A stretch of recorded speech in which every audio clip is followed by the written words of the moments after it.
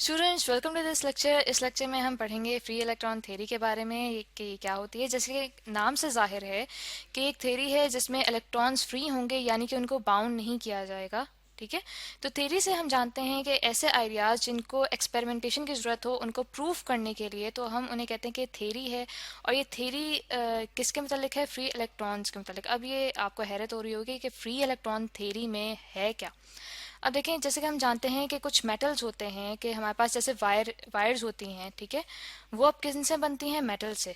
ठीक है, कि उनके अंदर जो करंट है हम कहते हैं कि वो आराम से पास हो सकता है। अब कभी ये नहीं हमने सोचा कि भाई ये जो वायर है ये हमारे पास लकड़ी की क्यों नहीं है। ठीक है, ये इसी के इसके अंदर जो मटेरियल है वो मेटल का ही क्यों यूज़ किया गया है? वो इसलिए कि जो मेटल है उसे हम कहते हैं कि ये कंडक्टर है, इसके अंदर से इलेक्ट्रिक करंट इजीली पास हो पा रहा है, जबकि जो लकड़ी है वो अपने अंदर से इलेक्ट्रिक करंट पास नहीं होने देती। तो अब सवाल ये पैदा होता है कि जो मेटल है ये अपने अंदर से इलेक्ट्रिक करंट पास कैसे होने दे रहा है। ठीक है ना, ये सोचने की बात है। तो इसके लिए एक थ्योरी सामने आई जिसे फ्री इलेक्ट्रॉन थ्योरी का नाम दिया गया। तो चलें देखते हैं कि इस थ्योरी से क्या मुराद है। ठीक है, सबसे पहले हम जानते हैं कि किसी भी एटम के अंदर, ठीक है, हमारे पास क्या उसका स्ट्रक्चर होता है? न्यूक्लियस होता है हमारे पास, जिसके अंदर न्यूट्रॉन्स और प्रोटॉन्स होते हैं, और उनके गिर्द हमारे पास इलेक्ट्रॉन्स रिवॉल्व कर रहे होते हैं। और ये इलेक्ट्रॉन्स जो रिवॉल्व करते हैं वो मुख्तलिफ शेल्स में करते हैं। ठीक है, हर शेल में मुख्तलिफ क्वांटिटीज़ होती हैं हमारे पास इलेक्ट्रॉन्स की। तो इस थ्योरी के मुताबिक ये हमें बताया गया कि जैसे ही किसी मेटल के जो एलिमेंट्स हैं, मेटल के सॉरी जो एटम्स हैं उनको करीब लाया जाता है, तो जो आउटर मोस्ट शेल में इलेक्ट्रॉन्स होते हैं, ठीक है, वो लूजली बाउंड होते हैं। इसकी मिसाल हम ऐसे ले सकते हैं कि जैसे कोई माल्टा होता है। ठीक है, अब देखें उसके जो अंदर उसका पार्ट मौजूद होता है उस तक पहुंचना आसान नहीं होता, जबकि जो उसका छिलका होता है उसे हम आराम से उतार सकते हैं। ठीक है, तो क्योंकि वो उसकी आउटर बॉडी है, उसका आउटर शेल हम कह सकते हैं। इसी तरह से जो एक एटम होता है उसका जो आउटर इलेक्ट्रॉन्स होते हैं उन्हें कहा जाता है वैलेंस इलेक्ट्रॉन्स। तो इसी तरह से मेटल के जब एटम्स करीब लाए जाते हैं तो जो उसके वैलेंस इलेक्ट्रॉन्स होते हैं वो आराम से निकल जाते हैं, और वो इस पूरे के पूरे मैटर के अंदर मतलब कि सफ़र करते हैं। इधर उधर उनकी डायरेक्शन होती है और ये फ्रीली मूव करते हैं। कि जैसे देखें यहाँ पे मैं बनाती हूँ कि ये पहले मेरे पास एटम्स मौजूद थे एक मेटल के। ठीक है, जैसे कि यहाँ पे मैं ड्रॉ कर रही हूँ। ठीक है, जैसे ये करीब लाए गए तो इनमें से जो इलेक्ट्रॉन्स थे, वैलेंस इलेक्ट्रॉन्स थे, वो एक्साइट होने की वजह से वो निकले, फ्री हुए। ठीक है, तो वो एक उनकी गैस सी बनी, और उन्होंने इन पॉजिटिव आयंस के गिर्द घूमना शुरू किया। अब पॉजिटिव आयंस कैसे बनते हैं? पॉजिटिव आयंस इस तरह से बनते हैं कि जब उनमें से इलेक्ट्रॉन जो हैं वो एमिट हों, ठीक है, यानी कि वो निकल जाएं, तो हमारे पास पॉजिटिव आयंस बन जाते हैं, यानी कि उनके अंदर इलेक्ट्रॉन्स की कमी हो जाती है।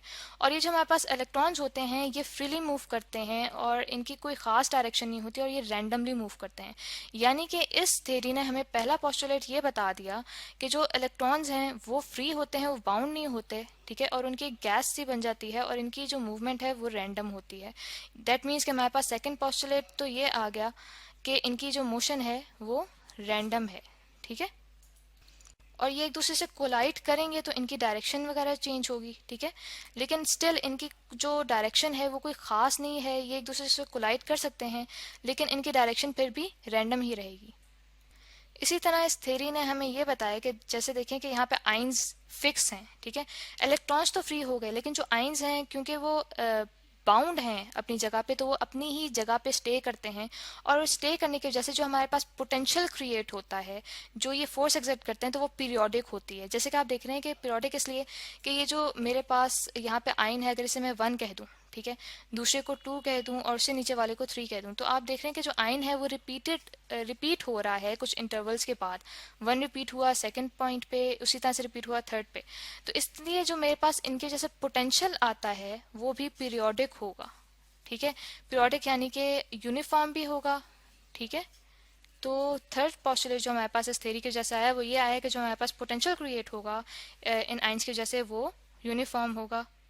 और जो हमारे पास फोर्थ पोस्टुलेट आता है इस थ्योरी की वजह से, वो ये आता है कि अगर मैं इस मेटल के ऊपर कोई भी इलेक्ट्रिक फील्ड अप्लाई करूं, फॉर एग्जांपल उसकी डायरेक्शन मैं from left hand side to right hand side बना लेती हूँ, यानी कि फ्रॉम पॉजिटिव टू नेगेटिव, तो जो इलेक्ट्रॉन्स हैं वो इस इलेक्ट्रिक फील्ड के ऑपोजिटली मूव करेंगे, यानी कि पॉजिटिव डायरेक्शन की तरफ उनकी मूवमेंट होंगी। ठीक है, यानी कि यहाँ पे इलेक्ट्रॉन जो है वो ऑपोजिटली मूव करेगा और एक ड्रिफ्ट वेलोसिटी अटेन कर लेगा v। ठीक है, तो यानी कि फोर्थ पोस्टुलेट में लिख सकती हूँ कि जो इलेक्ट्रॉन है, ठीक है, वो ऑपोजिटली मूव करेगा अप्लाइड फील्ड के, ठीक है, opposite to the applied electric field E. ठीक है, तो जैसे कि मैंने आपको बताया कि जो थ्योरी होती है वो कोई इस्टेब्लिश्ड फैक्ट नहीं होता, यानी कि उसके ऊपर एक्सपेरिमेंट्स वगैरह किए जाते हैं, उस पर सोच विचार की जाती है कि इसके क्या ड्रॉबैक्स हैं या इसने क्या ख़ास चीज़ हमें ठीक बताई है। तो इसने जो ठीक चीज़ हमें बताई, यानी कि इसके रिजल्ट्स में जो हमारे पास चीज़ें सामने आई वो ये आई कि सबसे पहले इसने ओम्स लॉ को वेरीफाई किया, यानी कि अगर हम लोग ओम्स लॉ देखें तो वो होता है I equals to V divided by R. ठीक है, यानी कि अगर किसी भी मेटल में से करंट हम ड्रॉ कर रहे हैं, यानी कि इलेक्ट्रॉन्स उसमें से पास हो रहे हैं, तो हम देखते हैं कि जितने ज़्यादा हमारे पास अगर इलेक्ट्रॉन्स पास हो रहे हैं तो एक दूसरे के कोलिजन की वजह से ज़्यादा अगर रेजिस्टेंस होगी, दैट मीन्स कि हमारे पास जो करंट है वो कम प्रोड्यूस होगा। ठीक है, क्योंकि रेजिस्टेंस बढ़ रही है उतने ही इलेक्ट्रॉन्स की कोलिजन आपस में ज़्यादा हो रही है। लेकिन अगर हम जो करंट है, जो इलेक्ट्रॉन्स हैं उसे पास करने के लिए ज़्यादा काम कर रहे हैं, दैट मीन्स कि जो पोटेंशियल डिफरेंस है वो ज़्यादा है, दैट मीन्स कि हमारा जो करंट है वो भी ज़्यादा होगा। ठीक है, तो ये जो हमारे पास थ्योरी है ये इसको वेरीफाई करती है। और जो सेकंड पोस्टुलेट है जिस चीज़ को ये हमें बताती है वो ये बताती है कि जो कंडक्शन है उस प्रोसेस को इस थ्योरी ने हमें बताया कि कंडक्शन जो है किसी भी मेटल में से कैसे होती है। और जो थर्ड चीज़ जो इस थ्योरी ने हमें बताई वो ये बताई कि जो ऑप्टिकल प्रॉपर्टीज़ हैं, यानी कि लाइट जो है मैटर के साथ इंटरेक्ट कैसे करती है, वो प्रॉपर्टीज़ भी इस थ्योरी ने वाजे की। अब इस थ्योरी के जहाँ ये कुछ सही बातें उसने वेरीफाई की थी, वहीं पे उसके कुछ ड्रॉबैक्स थे, यानी कि उसमें कोई कमी पेशी थी। तो ड्रॉबैक्स हम डिस्कस करते हैं कि वो ड्रॉबैक्स क्या आए इस थ्योरी के। ठीक है, यहाँ पे लिख लेते हैं कि सबसे पहले जो ड्रॉबैक हमारे पास आया वो ये आया कि जैसे हमने डिस्कस किया कि जो मेटल्स होते हैं वो कंडक्टर्स होते हैं। ठीक है, यानी कि अपने अंदर से इलेक्ट्रिसिटी वो इजीली पास होने देते हैं। लेकिन इसी तरह से कुछ मटेरियल्स ऐसे होते हैं जो कुछ कंडीशंस में ही अपने अंदर से इलेक्ट्रिसिटी पास होने देते हैं और वो उन्हें हम कहते हैं कि वो सेमी कंडक्टर्स होते हैं।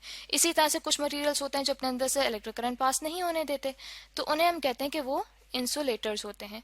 अब देखें, इस थ्योरी ने हमें मेटल्स का तो बता दिया कि उनमें से कंडक्शन कैसे होती है, लेकिन हमें ये वाजे नहीं किया कि ये जो सेमीकंडक्टर हैं या इंसुलेटर्स हैं इनमें चेंजेस क्यों हैं, कि ये कंडक्टर्स की तरह बिहेव क्यों नहीं कर रहे। ठीक है, पहला जो ड्रॉबैक हमारे पास थ्योरी का ये आ गया। सेकंड ड्रॉबैक हमारे पास ये है कि जो टेम्परेचर डिपेंडेंस होती है कंडक्शन की वो इस थ्योरी ने हमें नहीं बताई, यानी कि अगर मटेरियल का जो टेम्परेचर है वो इंक्रीज किया जाए या डिक्रीज किया जाए तो उसके अंदर से जो हमारे पास इलेक्ट्रिक करंट पास हो रहा है उस पर क्या फ़र्क पड़ेगा, कि वो कम होगा या ज़्यादा होगा। ठीक है, तो ये जो पोस्टुलेट है ये भी हमारी थ्योरी ने नहीं बताया। ठीक है, और जो थर्ड ड्रॉबैक था इस थ्योरी का वो ये था कि इसने ये कहा कि जो इलेक्ट्रॉन्स हैं वो चूंकि फ्री हैं, तो अगर किसी भी रिएक्शन के रिजल्ट में एनर्जी एब्जॉर्ब करता है जो हमारे पास मेटल है, तो उसके अंदर सारे जो इलेक्ट्रॉन्स हैं वो एनर्जी एब्जॉर्ब करेंगे।